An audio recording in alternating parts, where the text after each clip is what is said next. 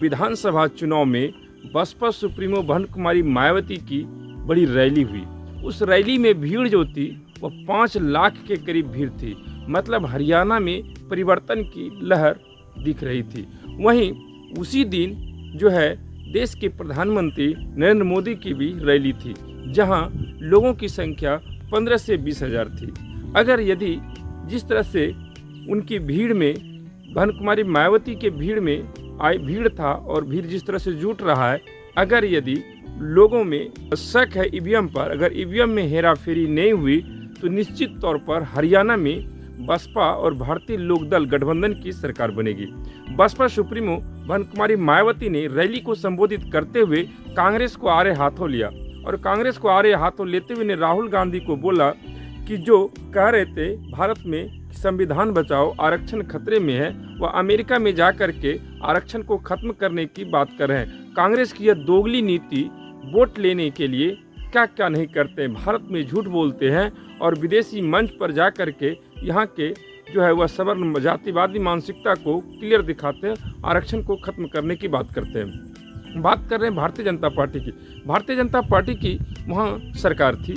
इसके पहले मनोहर लाल खट्टर मुख्यमंत्री थे, अभी सैनी मुख्यमंत्री है।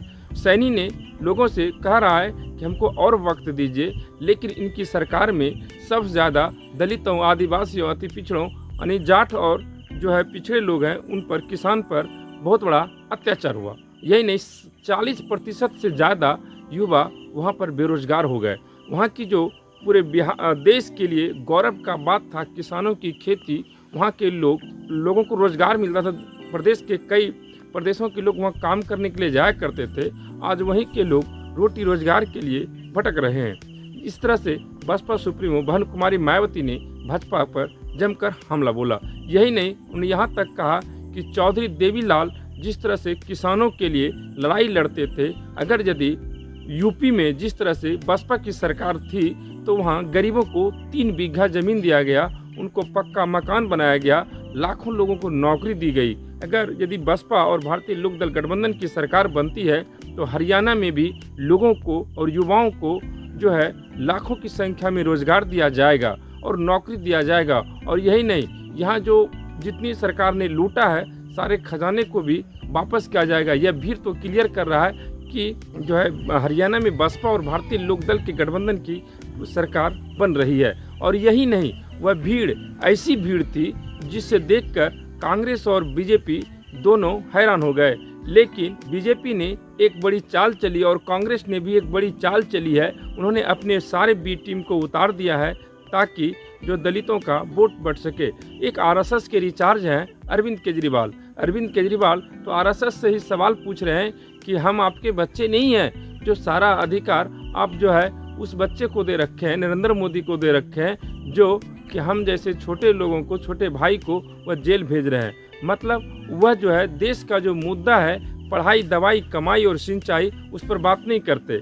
बात सिर्फ कर रहे हैं क्या, देश को गुमराह करके मंदिर मस्जिद की ओर ले रहे हैं। लेकिन बसपा सुप्रीमो बहन कुमारी मायावती और वहीं बसपा के उत्तराधिकारी और राष्ट्रीय संयोजक आकाश आनंद ने मोर्चा संभालते हुए चौधरी देवीलाल के जन्मदिन पर अभय चौटाला, ओम प्रकाश चौटाला के साथ जो रैलियां की हरियाणा में, वह रैली खास परिवर्तन की और परिवर्तन की रैली थी। 5 अक्टूबर को वोट के बाद यह रैली वोट में बदलेगी और हरियाणा में बसपा इन लोगों की सरकार बनेगी। लेकिन जो कांग्रेस ने डॉक्टर रतन लाल और डॉक्टर लक्ष्मण यादव जैसे लोगों को उतार दिया है ताकि बहुजनों का वोट बढ़ सके। लेकिन बहुजन अब पूरी तरह से समझदार हो गए। यह भीड़ दर्शा रहा था कि अब यह बहकावे में नहीं आएंगे। लेकिन बसपा सुप्रीमो ने कांग्रेस और भाजपा को एक ही चट्टी बट्टी के लोगों को बताया, बोला दोनों एक ही सिक्के के 2 पहलू हैं, एक सांपनाथ है, एक नागनाथ है, और दोनों ओबीसी SC ST के आरक्षण को और उसके हक अधिकार को खत्म करते हैं। अभी 1 अगस्त 2024 को जब आरक्षण पर क्रीमी लेयर SC ST को बांटने का काम किया था तो बसपा सुप्रीमो बहन कुमारी मायावती जी सीना ठोक कर उसके सामने में खड़ी हो गई और 21 अगस्त 2024 को भारत बंद का आह्वान कर दिया और करोड़ों लोग सड़क पर उतर गए, जिससे सरकार घबरा गई। लेकिन बसपा सुप्रीमो बहन कुमारी मायावती ने रैली में संबोधित करते हुए कहा कि सत्र बुलाकर जब तक इसको वापस नहीं लेता है या कोई भी राज्य जो इसको लागू कर सकता है, इसलिए हरियाणा में जो है बसपा इन लोग की सरकार बनाइए, वहाँ जो है वापस नहीं लिया गया है, सत्र बुला करके निष्प्रभावी नहीं किया गया है, इसलिए इसको राज्य में लागू नहीं होने देना है, वरना यहाँ पर मनुवादी और आरएसएस मिलकर के आपके हक अधिकार को खत्म कर देंगे। ये बातें बसपा सुप्रीमो बहन कुमारी मायावती ने अपने संबोधन में कहा और यही कहा कि अगर यदि बसपा इन लोग गठबंधन की सरकार बनती है तो कभी भी क्रीमी लेयर में जो है आरक्षण, जो क्रीमी लेयर लगाया गया आरक्षण समाप्त करने की बातें कही गई वह नहीं होगा। आपको बता दें कि 1990 में मंडल कमीशन का रिपोर्ट लागू हुआ था, ओबीसी के लिए आरक्षण की बात हुई थी, लागू हुआ था 27%। सुप्रीम कोर्ट ने बेवजह क्रीमी लेयर लगा करके ओबीसी आरक्षण को कमजोर कर दिया गया था। बहन कुमारी मायावती, बसपा सुप्रीमो बहन कुमारी मायावती ने इस पर भी कांग्रेस और बीजेपी पर कटाक्ष का दोनों आरक्षण और बहुजन विरोधी है। जब मंडल कमीशन की रिपोर्ट लागू हुई थी तो वहां पर 3 सांसद थे बसपा के, तो उसमें डॉक्टर BR अम्बेडकर के लिए शर्तों में उन्होंने VP सिंह से भारत रत्न कहा और मंडल कमीशन की रिपोर्ट लागू करने के लिए कहा था।